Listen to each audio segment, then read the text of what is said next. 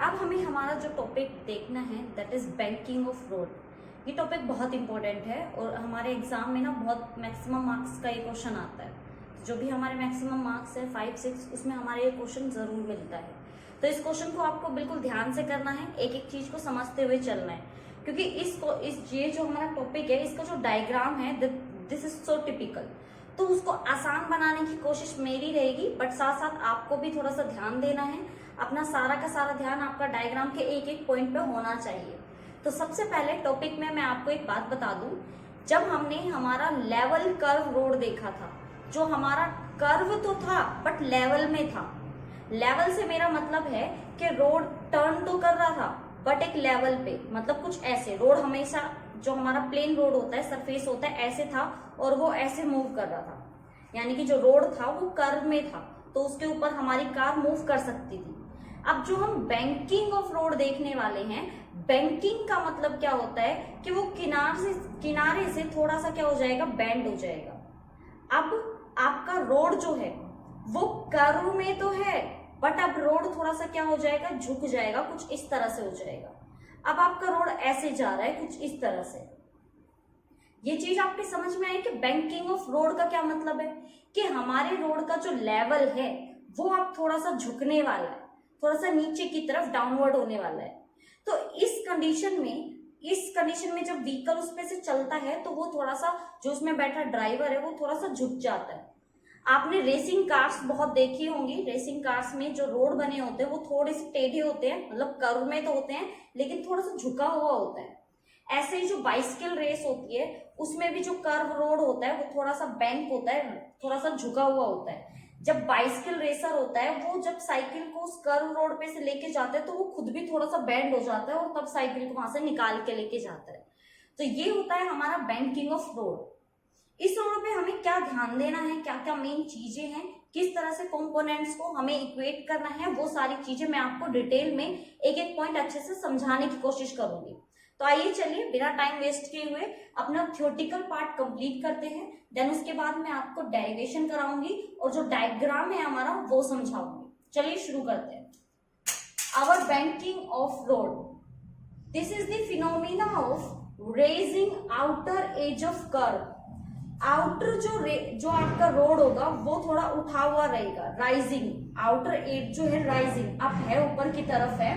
Curve road about the inner as is called banking of road, यानी कि आपका जो इनर वाला है वो तो थोड़ा झुका हुआ रहेगा, आउटर वाला थोड़ा सा उठा हुआ रहेगा।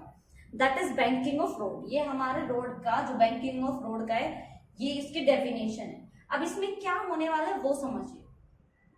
3 forces are acting on the vehicle. Vehicle के ऊपर जो फोर्स लगने वाले हैं वो आपको 3 तरह के फोर्स लगने वाले हैं। First, weight mg acting vertically downward. अब ये करने के लिए हमें सबसे पहले हमारा डायग्राम बनाना पड़ेगा। तो मैंने यहाँ पे बना दिया ऐसे हमारा डायग्राम। डायग्राम को थोड़ा सा ध्यान से समझिएगा। मैं आपसे दोबारा कह रही हूँ कि जो हम टॉपिक करने वाले हैं ये बहुत ज्यादा थोड़ा सा अजीब सा होने वाला है, तो आप है ना थोड़ा सा समझते हुए चलिएगा कि हमने कैसे कैसे क्या क्या किया है। तो मान लीजिए कि ऐसे होना चाहिए था लेवल हमारा, जैसा कि हमने जब कर्व लेवल सरफेस पढ़ा था, लेवल रोड पढ़ा था, तो उस पे जो कार थी वो हमने यहाँ रखी थी ऐसे। बट अब जो कार है वो बजाय सीधे खड़े होने के अब वो थोड़ी सी टेढ़ी हो जाएगी, इंक्लाइन हो जाएगी। तो इंक्लाइन के लिए हम यहाँ पे एक इंक्लाइन प्लेन बना देते हैं कुछ इस तरह से। ये मैंने इंक्लाइन प्लेन बना दिया। अब देखिए, मान लीजिए कि यहाँ पे हमारी कार है। कार मुझे बनानी नहीं आती है, आप देख लीजिएगा, वैसे जरूरी भी नहीं है, आप एक बॉक्स बना के भी दिखा देंगे कि ये कार है, दैट इज एनफ। ये हमारी क्या हो गई, कार। तो यहाँ पे क्या बोला है, first is weight mg acting vertically downward. मैंने आपको बताया था जो हमारा वेट होता है वो हमेशा क्या करता है, वर्टिकली डाउनवर्ड होता है। तो जो वेट होगा वो हमारा क्या आ जाएगा, mg। आप वेट को ऐसे नहीं कर सकते, वो डाउनवर्ड रहेगा, डाउनवर्ड ऐसे ही होता है। तो हमारा ये क्या हो गया, mg vertically downward. First force हो गया हमारा। Second, normal reaction are acting upward in direction. देखिए ये जो सरफेस है ना, इससे परपेंडिकुलर होती है हमारी रिएक्शन आर। तो अगर मैं इसके परपेंडिकुलर करूंगी तो हमारी जो रिएक्शन आर होगी दैट इज दिस। ये हो गई हमारी रिएक्शन आर। सिंपल थी, मुश्किल बिल्कुल भी नहीं थी। Third is force of friction F between banked road and tyres. Tyres और हमारी फ्रिक्शन, जो हमारा रोड है और टायर है, इन दोनों के बीच में जो हमारा फोर्स ऑफ फ्रिक्शन होगा, तो भाई टायर कहाँ होंगे कार के, यहाँ पे कुछ इस तरह से, और जो हमारा रोड का सरफेस है वो कहाँ है, यहाँ। तो जो फ्रिक्शन काम करेगा वो इस डायरेक्शन में करेगा, कुछ ऐसे। तो ये हो गया है हमारा क्या, यहाँ पे force of friction, reaction R और हमारा वेट mg। इन तीनों चीजों को मैंने अच्छे से डायग्राम में आपको समझा दिया कैसे कैसे करना है। बट इसमें नेक्स्ट स्टेप क्या है, R can be resolve into 2 rectangle component. अब आपको R को क्या करना है, रिजोल्व करना है। अब आप इसको कैसे रिजोल्व करेंगे, इसको कैसे शो करेंगे, ये बात बहुत ज्यादा क्या होने वाली है, हमारे लिए इंपॉर्टेंट होने वाली है कि आप इसको कैसे शो कर सकते हैं, इसको आप कैसे तोड़ सकते हैं। तो देखिए, मुझे R को तोड़ना है। मान लीजिए R एक वेक्टर है, तो मैं इसको रिजोल्व कर सकती हूँ, इसमें कोई भी सोचने वाली बात नहीं है। तो इसको कैसे सोचेंगे, देखिए ये बीच में होना चाहिए। तो हमारा जो फर्स्ट कंपोनेंट हमने तोड़ा है that is R cos theta. तो ये जो R cos थीटा आप लेने वाले हैं, ये कैसे लेने वाले हैं, वर्टिकली अपवर्ड। तो ये आपका वर्टिकली अपवर्ड होना चाहिए, तो ऊपर की तरफ आएगा। तो जो आपका R होगा that is this R cos theta, ये मेरा वर्टिकली क्या होगा, upward. Second is R sin theta along horizontal. अब हॉरिजॉन्टल क्या है हमारा ये, तो हॉरिजॉन्टल डायरेक्शन में जो हमारा R होगा that is this R sin theta, ये हो गया हमारा R sin थीटा। अब नेक्स्ट बोल रहा है F can also be resolve in 2 component. हमारा जो F है, जो फ्रिक्शन है, उसको भी 2 पार्ट्स में तोड़ना है। मैंने आपको पहले ही कहा था बैंकिंग ऑफ रोड में डायग्राम बहुत ज्यादा इंपॉर्टेंट है। तो जब आप F को तोड़ेंगे वो भी 2 में टूटेगा, F cos थीटा और F sin थीटा। तो जब हम F cos थीटा को तोड़ेंगे, देखिए ये F है, इसको मुझे बीच में लेना है, तो एक टूटेगा मेरा नीचे की तरफ कुछ इस तरह से, इसको हम क्या ले लेंगे, F cos थीटा, और इसको जब इसको बीच में रखना है तो यहाँ पे जो लाइन आएगी that is F cos theta, ये साइन थीटा आएगा, सॉरी यहाँ पे आपका F साइन थीटा, और ये क्या हो जाएगा आपका F cos थीटा। इस डायग्राम को मैं अलग से आपको बना के दिखाती हूँ ताकि आपके कोई कंफ्यूजन ना रहे। ये हमने हमारी यहाँ पे कार रख दी, ये हमारा यहाँ पे वेट क्या हो गया mg, ठीक है। हमारा परपेंडिकुलर जो फोर्स है, रिएक्शन, वो है हमारा R। जो फ्रिक्शन काम करेगा वो किस डायरेक्शन में करेगा, इस डायरेक्शन में, यानी कि हमारा फ्रिक्शन F। अब हमें R को रिजोल्व करना है, तो लीजिए हमने R को कुछ इस तरह से रिजोल्व कर दिया, ये हो गया हमारा R cos थीटा। जो सेकंड पोजीशन में हम इसको डिवाइड करेंगे वो होगा हमारा इधर के साइड, ये क्या हो जाएगा हमारा R sin थीटा। अब हमें फोर्स को रिजोल्व करना है, तो एक बार ऊपर और एक बार नीचे। तो जब एक बार हम नीचे की तरफ करेंगे तो क्या हो जाएगा, that is our F cos theta, sorry यहाँ साइन आएगा, F sin थीटा, और इधर के साइड जो आप रिजोल्व करेंगे वो क्या हो जाएगा आपका F sin F cos theta. थोड़ा सा कंफ्यूजिंग सा है ये, लेकिन जब मैं इसको आपको अच्छे से करा के दिखाऊंगी तो इजीली आपके समझ में आ जाएगा कि किस तरह से आपको इसमें सारी वैल्यूज को इक्वली पुट करना है। तो ये तो था हमारा थ्योरेटिकल पार्ट जो हम सारा का सारा इस डायग्राम में रख चुके हैं।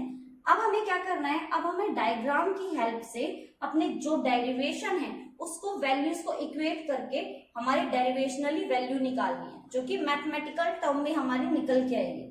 हमारे पास एक फॉर्मूला निकल के आएगा जो कि जब बैंकिंग ऑफ रोड किया मतलब बनाया जाता है, जब इंजीनियर जो होते हैं हमारे वो हमारा पूरा स्ट्रक्चर रेडी करते हैं, तो उन सारी वैल्यूज का ध्यान रखते हुए बैंकिंग ऑफ रोड को तैयार करते हैं। तो हमारी ये चीजें तो हो चुके हैं, आइए चलिए अब फटाफट से अपना डेरिवेशन शुरू करते हैं। बैंकिंग ऑफ रोड के सभी कंपोनेंट्स के बारे में अच्छे से समझ लिया था, कैसे हमारा बैंकिंग ऑफ रोड काम करता है, किस वजह से करता है, किस तरह से वो बैंड रहता है, किस वजह से हमारा जो रोड होता है वो कर्व में होता है, और कैसे हमारी जो कार है वो टर्न लेते हुए इजीली निकल जाती है विदाउट एनी एक्सीडेंट। तो हमें यहाँ पे क्या देखना है, हमने ये देखा कि हमारे जितने भी कंपोनेंट्स थे, यानी कि हमारा R था, रिएक्शन, हमारा वेट था, हमारा फ्रिक्शन था, हमें उनको सभी को 2 पार्ट्स में 2 कंपोनेंट्स में डिवाइड करना है। First is cos theta and second is sine theta. आपको कंफ्यूजन ना हो इसलिए मैं दोबारा से एक बार इसको एक्सप्लेन कर देती हूँ, ताकि आपको कहीं भी एक भी पॉइंट पे कंफ्यूजन ना रहे। डायग्राम बनाते हुए साथ साथ समझाने से अच्छा डायग्राम बनाने के बाद एक बार दोबारा से एक्सप्लेन करना है। देखिए, हमने कहा कि हमारे पास 3 कंपोनेंट्स होते हैं। First mg, that is mass of car. ये हमारी कार थी, उसका मास है जो डाउनवर्ड, वर्टिकली डाउनवर्ड क्या कर रहा है, हमारा वर्क कर रहा है। फिर उसके बाद हमने कहा कि हमारा जो रिएक्शन आ रहा है दैट इज आपका वर्टिकली अपवर्ड, ऊपर की तरफ जा रहा है, जो कि परपेंडिकुलर होता है सरफेस से। तो ये हमारी सरफेस और ये इसके क्या हो गया, परपेंडिकुलर। देन हमने कहा कि हमारा जो टायर है, कार का टायर और रोड के बीच में जो हमारा फ्रिक्शन होता है, तो रोड की जो हमारा रोड है उसका सरफेस ये, और जो हमारी कार का टायर है दैट इज दिस। तो हमारा जो ये फोर्स है वो ऐसे काम करेगा, यानी कि फोर्स ऑफ फ्रिक्शन। फिर हमने कहा कि हमारा फोर्स ऑफ फ्रिक्शन और हमारा जो नॉर्मल रिएक्शन आर है उसको हमें 2 पार्ट्स में डिवाइड करना है। अब 2 पार्ट्स में कैसे डिवाइड करते हैं ये चीज वैसे तो मैं आपको पहले समझा चुकी हूँ, लेकिन आपको अच्छे से टॉपिक समझ में आ जाए इसलिए दोबारा से एक बार बता देती हूँ। जैसा कि मैंने आपको कहा था कि मान लीजिए कि आपके पास एक वेक्टर कुछ इस तरह से है, तो आपको अगर इसको 2 कंपोनेंट्स में डिवाइड करना है कोस और साइन में, तो इसको बीच में लाना होगा। तो आप इसको बीच में कैसे ला सकते हैं, तो देखिए, अगर आपको इसको बीच में लाना है तो एक लाइन आपको ऊपर लगानी पड़ेगी ऐसे, और एक लाइन आपकी ऐसे होनी चाहिए। तो ये बिल्कुल क्या आ गया, बीच में आ गया। बीच में कुछ इस तरह से आना चाहिए कि दोनों एंगल जो है हमारे इक्वल हो। ऐसा तो नहीं, आप तो कहोगे बीच में तो ऐसे भी हो सकता था, अगर हम इस लाइन को ऐसे ना ड्रॉ करते हुए ऐसे कर देते तो बीच में तो ये ऐसे भी होता, लेकिन दैट इज नॉट पॉसिबल। हम ऐसे नहीं करेंगे, हम इसको ऐसे करेंगे ताकि दोनों के बीच का जो एंगल है वो क्या रहे, आपका इक्वल रहे। तो इसीलिए अगर मेरी रिएक्शन आर ये थी तो मैंने इसको बीच में लेते हुए क्या किया, एक आर कोस थीटा बना दिया और एक आर साइन थीटा बना दिया। आर कोस थीटा बिल्कुल मेरा अपोजिट है mg के, और यहाँ पे हमारा जो आर साइन थीटा है वो हमारा क्या होगा, इस तरह से हॉरिजॉन्टली होगा। ठीक है। फिर हमने कहा कि हमारा जो फोर्स ऑफ फ्रिक्शन है इसको भी हम कितने पार्ट्स में डिवाइड करेंगे, 2 कंपोनेंट्स में।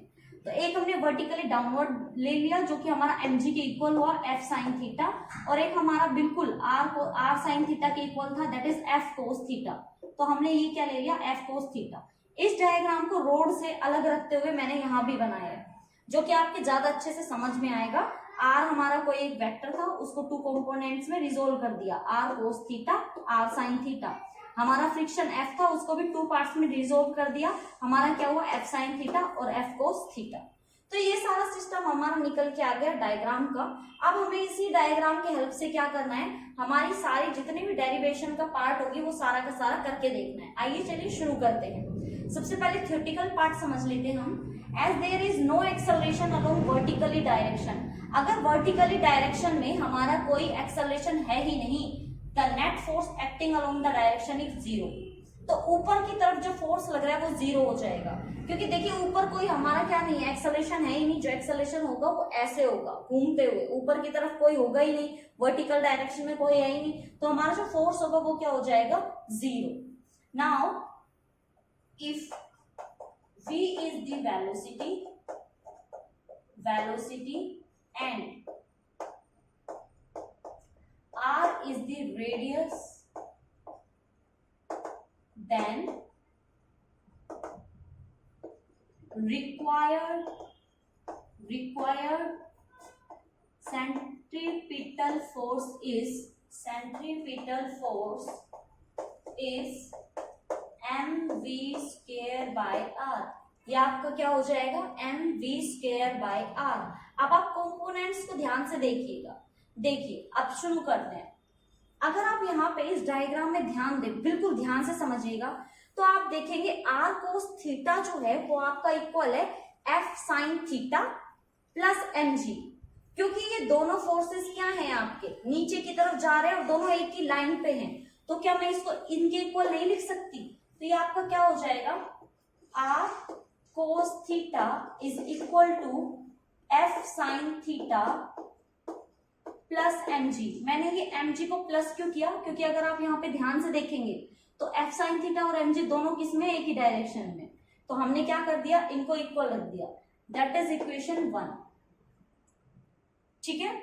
अब बात करेंगे हम किसकी। देखिए मैंने जब आपको बताया था वेक्टर्स में, तब मैंने क्या कहा था, अगर आप किसी एक वेक्टर को रिजोल्व कर देते तो उसका काम खत्म हो जाता है। अब ये रिजोल्विंग पार्ट्स उसका सारा का सारा क्या करते हैं, काम करते हैं। तो आपको इस चीज का ध्यान देना है कि अब इस r का रोल खत्म, इस f का रोल खत्म, अब इसके कंपोनेंट का होगा। अब वर्टिकल में जो हमारे कंपोनेंट्स थे उनकी तो हमने यहाँ पे बात कर ली, अब हम बात करेंगे हॉरिजॉन्टल कंपोनेंट्स की। तो अगर आप हॉरिजॉन्टल कंपोनेंट्स की बात करें तो हॉरिजॉन्टल में देखिए क्या क्या है, f cos थीटा और f sin थीटा दोनों ही सेम डायरेक्शन में है या नहीं? अगर आप यहाँ पे ध्यान से देखेंगे तो f cos theta f sin theta दोनों ही आपके क्या है, सेम डायरेक्शन में है। तो हम इसको क्या लिख सकते हैं, हम लिख सकते हैं r sin theta plus f cos theta is equal to, अब ये किसके इक्वल रखा जाए, ये थोड़ी सी कंफ्यूजन वाली बात हो गई। तो कोई कंफ्यूजन वाली बात नहीं है, जब ये रोड पे से ऐसे कार आ रही थी तो सर्कल में आ रही थी, और सर्कल में किसी भी ऑब्जेक्ट को मूव करने के लिए किसकी जरूरत होती है आप बताइए, सेंट्रीपिटल फोर्स की। तो हमारा ये जो हॉरिजॉन्टल पार्ट आया है, कंपोनेंट आया है, वो किसके इक्वल होगा, हमारे सेंट्रीपिटल फोर्स के। तो ये किसके आ जाएगा, mv² r के इक्वल आ जाएगा। तो इतना भी मुश्किल नहीं था जितना हम लोग किसी भी चीज को समझ लेते हैं। तो अब आप इसको इजीली यहाँ पे समझ गए होंगे कि कैसे हमने इस पार्ट को किया है। तो देखिए अब हमें क्या करना है, अब आप लीजिए इक्वेशन 1 बाय इक्वेशन 1। अगर आप इसको यहाँ पे देखिए तो इक्वेशन क्या है, r cos theta is equal to f sin theta plus mg, यही है। अब हमें पता है, हमें क्या पता है कि f इज इक्वल टू होता है म्यू r, क्योंकि म्यू क्या होता है f बाय r। तो हम इस वैल्यू को कहाँ पुट कर देंगे, हमारे इसमें। तो क्या हो जाएगा, r cos theta mu r sin theta plus mg। यहां तक आपको कोई प्रॉब्लम होनी भी नहीं चाहिए। देखिए अब r cos थीटा, इसको ऐसे ही रहने दीजिए, इस वैल्यू को इधर ले जाइए, तो ये हो जाएगा mu r sin theta is equal to mg। कोई दिक्कत? मैंने फर्स्ट इक्वेशन को यहाँ पे लिखा, फिर हमें पता है f इज इक्वल टू होता है म्यू r, मैंने यहाँ म्यू r लिखा, म्यू हमारा क्या है, कोफिशिएंट ऑफ फ्रिक्शन। देन उसके बाद मैं इसको इधर के साइड ले आई, फिर इधर के साइड जब हम इक्वल के इधर लेके आते हैं तो साइन कौन सा लगेगा, माइनस का, उधर क्या बचेगा हमारा mg। देन उसके बाद आप देखेंगे यहाँ पे कि जो आपका r है वो कॉमन है, तो मैंने r को ले लिया कॉमन, क्या बचा, cos theta minus mu sine theta is equal to mg, ये बचा हमारा। अब हम यहाँ से r की वैल्यू निकाल लेंगे, तो r की वैल्यू आपकी क्या आएगी, that is mg by cos theta minus mu sine theta, ये हमारी वैल्यू निकल के आ गई किसकी, r की। मैंने कुछ नहीं किया, r को यहीं रखा, mg के नीचे पूरी वैल्यू को लेके चली गई। ये चीज समझ में आया कैसे किया। सबसे पहले हमने दो इक्वेशंस ली जो कि हमारी डायग्राम से ली। पहले हमने वर्टिकल कंपोनेंट की सब चीजों को लिया, ये दोनों एक दूसरे के साथ थे तो दोनों को प्लस कर दिया, और किसके इक्वल कर दिया, क्योंकि अपोजिट में था तो इसके इक्वल कर दिया, कुछ इस तरह से। फिर हमने हॉरिजॉन्टल का देखा, हॉरिजॉन्टल में हमने देखा हमारे पास बस 2 कंपोनेंट्स है और दोनों ही सेम डायरेक्शन में है, हमने दोनों को प्लस किया। और क्योंकि एक कर्व रोड पे चलने के लिए सेंट्रीपिटल फोर्स की जरूरत होती है, तो हॉरिजॉन्टल की वैल्यू को मैंने सेंट्रीपिटल के क्या कर दिया, इक्वल कर दिया। फिर मैंने फर्स्ट वाले में हमारा जो फोर्स ऑफ फ्रिक्शन है उसकी वैल्यू पुट की, वैल्यू को इधर लेके आए, r को कॉमन लिया और यहाँ से किसकी वैल्यू निकाल ली, r की वैल्यू निकाल ली। एक बार इसको दोबारा से ध्यान से देख लीजिए कि आपके ये वैल्यू बहुत अच्छे से समझ में आई या नहीं। देन उसके बाद हम हमारा नेक्स्ट स्टेप करते हैं। तो ये तो सारा था हमारा फर्स्ट इक्वेशन का। अब हम बात करेंगे हमारी सेकंड इक्वेशन की।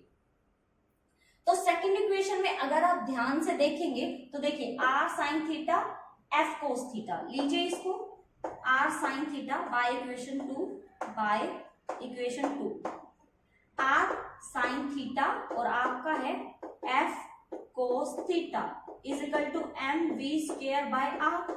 दोबारा से यहाँ पे हमारे पास क्या आ गया, f, तो आप इस f की वैल्यू को भी क्या करेंगे, चेंज। जब आप इसकी जगह म्यू r रखेंगे तो क्या हो जाएगा, that is r sin theta plus mu r, क्योंकि f जो है उसकी वैल्यू म्यू r है तो मैंने म्यू r रख दी, हो जाएगा आपका cos theta is equal to mv² by r। Again आपका r क्या आ गया यहाँ पे कॉमन, r को कॉमन ले लीजिए, ये बचा आपका sin theta plus mu cos theta is equal to M V square by R. इतनी बात आपको समझ में आई। अब आपको क्या करना है, ये जो आर है, ये जो आपने आर की वैल्यू निकाली थी उसको पुट कीजिए इसमें, इसको इक्वेशन दे दीजिए third. Put value of R in equation 3 we get, हमें क्या मिलेगा देखिए। आर की वैल्यू क्या थी हमारी, that is M G by cos theta minus mu sine theta, और ऊपर क्या है आपका, ऊपर है sine theta plus mu cos theta is equal to M V square by R. अब एम आपका यहाँ पे कैंसिल हो जाता है। अब देखिए हमारे पास क्या बचेगा, हमारे पास बचेगा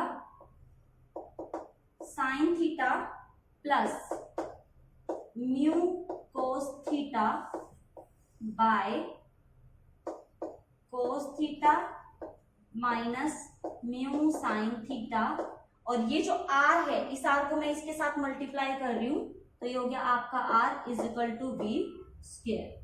चाहे तो आप इस स्क्वायर को यहाँ रूट में भी ला सकते हैं और ये वैल्यू निकल के आ गई हमारी किसकी, वेलोसिटी की। अगर आपको याद हो तो हमने जब लेवल कर्व रोड किया था तब हमने देखा था वी की हमारी वैल्यू आई थी क्या, root mu R G. Same ऐसे ही जब हमारा जो बैंकिंग ऑफ रोड है, यानी कि हमारा रोड लेवल में ना होते हुए थोड़ा सा बेंड कर जाता है, तो हमारी जो वेलोसिटी निकल के आई है दैट इज दिस।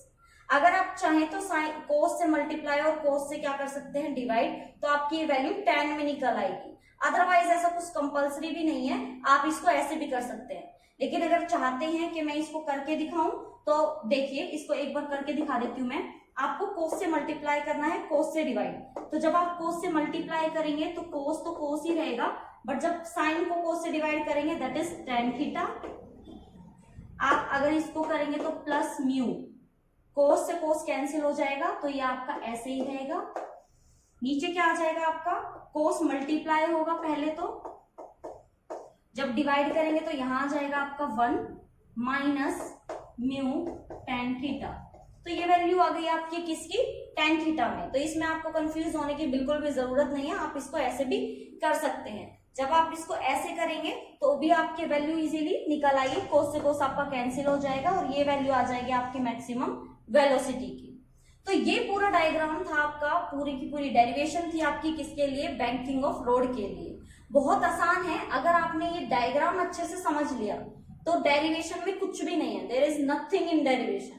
आपको सिर्फ एक बार वर्टिकल कंपोनेंट्स के बारे में देखना है, एक बार वर्टिकल के बाद हमारा हॉरिजॉन्टल को देखना है, दोनों को इक्वेट करना है, दोनों में जो एफ की वैल्यू है, फोर्स ऑफ फ्रिक्शन की वैल्यू है, उस फोर्स ऑफ फ्रिक्शन की वैल्यू को आपको पुट करना है म्यू आर। सब में पुट करने के बाद आप देखेंगे कि जब आप वैल्यूज को इक्वेट करना शुरू करेंगे स्टेप बाय स्टेप, तो आपकी इजीली वेलोसिटी की वैल्यू निकल आएगी। क्योंकि हम बैंकिंग ऑफ रोड में जो ये सारा सिस्टम कर रहे हैं वो सिर्फ और सिर्फ वेलोसिटी निकालने के लिए कर रहे हैं। तो वेलोसिटी निकालने के लिए आपको इन सब कंपोनेंट्स की जरूरत पड़ेगी। कंपोनेंट्स को आपको डिवाइड करना आना चाहिए। मतलब मेरा ये है कि अगर आपके पास कोई भी कंपोनेंट आर है तो आपको उसको तोड़ना आना चाहिए। तो अच्छे से सारी चीजों को अगर आप एक बार समझ लेंगे और एक बार प्रैक्टिस करके देख लेंगे तो आपको इजीली आ जाएगा। देखिए, बहुत थोड़ा सा लेंथी डेरिवेशन है बट मुश्किल तो बिल्कुल भी नहीं है। अगर आप इसको धीरे धीरे भी करके देखते हैं, 2 बार भी अगर आपने इसकी प्रैक्टिस कर ली ना, आप लाइफ टाइम इसको कभी नहीं भूलेंगे। सिर्फ 2 स्टेप से आपको सिर्फ ये अच्छे से दोनों इक्वेशन बनानी आनी चाहिए, एक आपकी वर्टिकल हो जाएगी और एक आपकी हॉरिजॉन्टल हो जाएगी। दोनों को करने के बाद आप पहले फर्स्ट वाली इक्वेशन को पकड़ लो, जैसे मैंने यहाँ पे लिया है। पहले फर्स्ट इक्वेशन ली, एफ में म्यू आर को रखा, म्यू आर लेने के बाद इस वैल्यू को उधर ले गए एमजी के इक्वल। जैसे ही आप एमजी के इक्वल रखेंगे आर कॉमन आ जाएगा, यहाँ से आर की वैल्यू आ जाएगी। फिर आपको लेनी है हमारी सेकंड इक्वेशन। सेकंड इक्वेशन लोगे आप यहाँ से, तो सेकंड इक्वेशन में आप देखोगे कि एफ की वैल्यू पुट करते ही दोबारा से आपका आर कॉमन आ गया। आर कॉमन लोगे यहाँ से तो आपकी ये वैल्यू आ जाएगी। अब आपका जब यहाँ पे आर कॉमन आ गया तो ये जो आर की वैल्यू निकाली है ये इसमें पुट कर दीजिए और सारा सिस्टम करने के बाद आपके पास यहाँ पे आ जाएगी वेलोसिटी की वैल्यू। यही तो हमें यहाँ पे फाइंड आउट करनी थी। क्या मुश्किल था इसमें? ऐसा तो कुछ मुश्किल मुझे इसमें दिख नहीं रहा है जो बहुत ही ज्यादा मुश्किल हो, ऐसा कुछ भी नहीं है, बहुत आसान सी डेरिवेशन है, एक दो बार भी अगर आप करके देखेंगे तो इजीली हो जाएगी। अब आपका काम क्या है, होमवर्क देके जा रही हूं मैं आज आपको सबसे पहले ये दोनों जो डायग्राम है इनको अपनी नोटबुक में बनाना है, अच्छे से नीट एंड क्लीन। और बता दूं आपको नोटबुक में, नोट्स में भी दो डायग्राम बनाने हैं, एक ऐसे एक ऐसे। एग्जाम में भी आप दोनों डायग्राम बना के आएंगे, एक रोड के साथ और रोड के अलग, जो सिर्फ कंपोनेंट को शो करता है, हमारा इंक्लिनेशन के साथ शो करता है। दोनों को बिल्कुल अच्छे से नीट एंड क्लीन प्रैक्टिस करोगे तब आएगा। देखिए हो जाती है मिस्टेक कई बार, लेकिन अगर आप प्रैक्टिस करेंगे तो हो जाएगा। इनको बना के देखिए, फिर इन कंपोनेंट्स को इक्वल करके देखिए और फिर डेरिवेशन पे ट्राई कीजिए। डेरिवेशन इतना मुश्किल नहीं है, एक दो बार करेंगे तो आ जाएगा। आई होप आपको ये टॉपिक बहुत अच्छे से समझ में आ गया होगा। नहीं आया तो दोबारा इस वीडियो को रिपीट करके देखिए, आ जाएगा, इतना मुश्किल बिल्कुल भी नहीं है। और अगर आपको समझ नहीं आया, कहीं पे भी किसी भी पॉइंट पे आपको कोई कंफ्यूजन है या फिर कोई भी किसी भी तरह की प्रॉब्लम है, तो मुझे कमेंट करके जरूर बताइएगा। मैं कोशिश करूंगी आपके सभी कमेंट्स के लिए रिप्लाई करूं, प्रॉब्लम का सॉल्यूशन करूं। और अगर आप हमारे चैनल पे न्यू हैं तो please subscribe our channel and हमारा जो बेल आइकन है उस पर भी जरूर क्लिक कीजिएगा, ताकि जब भी मैं आपके लिए कोई न्यू वीडियो लेके आऊं तो आपके पास नोटिफिकेशन चला जाए। So thank you so much for watching. पढ़ते रहिए, सीखते रहिए और वीडियोस जरूर देखते रहिए। Thank you.